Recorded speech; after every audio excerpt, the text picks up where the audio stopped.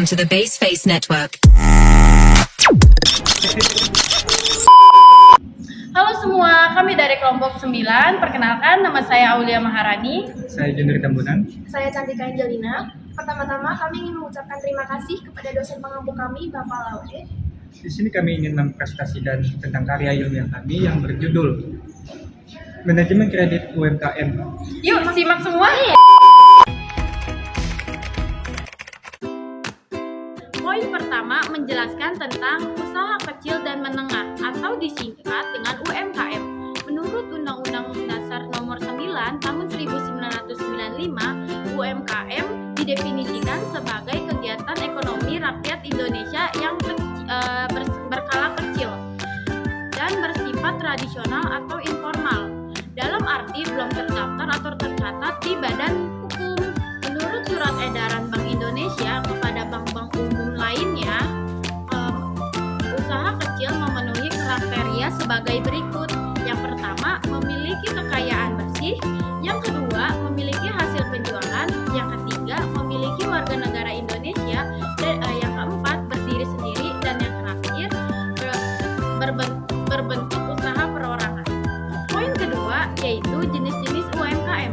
Jenis-jenis UMKM ada 4, yaitu yang pertama usaha perdagangan, yang kedua usaha pertanian, dan yang ketiga usaha industri, dan yang keempat usaha jasa-jasa konsulat. Dadah. Yang ketiga, kredit UMKM. Transaksi kredit timbul karena suatu pihak meminjam sejumlah uang atau sesuatu yang dipersamakan dengan itu, di mana pihak peminjam wajib melunasi kredit atau kreditnya pada waktu yang telah ditentukan.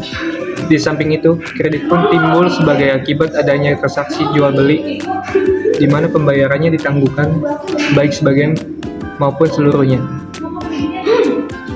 Pengertian kredit menurut Undang-Undang Perbankan Nomor 7 Tahun 1992, kredit adalah penyediaan uang atau tagihan yang dapat dipersamakan dengan itu, berdasarkan persetujuan atau kesepakatan pinjam-meminjam antara suatu perusahaan dengan pihak lain yang mewajibkan pihak peminjam untuk melunasi kreditnya setelah jangka waktu tertentu dengan jumlah uang imbalan atau pembagian hasil keuntungan.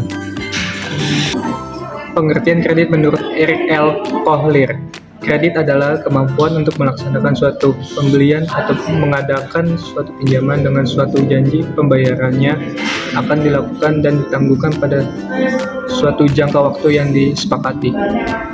Berdasarkan pada pengertian di atas, dapat diketahui bahwa transaksi kredit timbul sebagai akibat suatu pihak meminjam kepada pihak lain, baik itu berupa uang, barang, dan sebagainya, yang dapat menimbulkan tagihan bagi kreditur.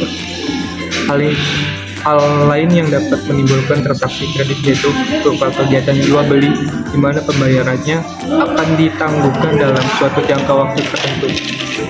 Yang keempat, unsur-unsur kredit. Unsur-unsur kredit ada kepercayaan, kesepakatan, jangka waktu, dan risiko. Poin kelima, ada peranan kredit dalam perekonomian.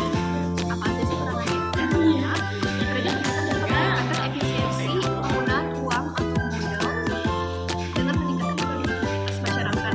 Yang kedua, kredit dapat meningkatkan efisiensi penggunaan barang karena kredit dapat membantu proses produksi dari bahan yang tidak banyak. Yang ketiga, kredit dapat meningkatkan arus peredaran lalu lintas uang seperti melalui penggunaan cek, giro, wasal, dan kartu kredit yang diterbitkan oleh bank. Yang keempat, kredit dapat menjadi alat stabilitas ekonomi yang dilakukan melalui kebijaksanaan ekspansi dan konversi kredit, misalnya dengan politik diskonto oleh bank sentral.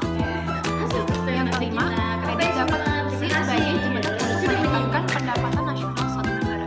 Yang keenam, atau yang terakhir, kredit dapat menciptakan daya beli baru bagi para debitur meskipun debitur tidak memiliki uang tunai dalam sehari-hari.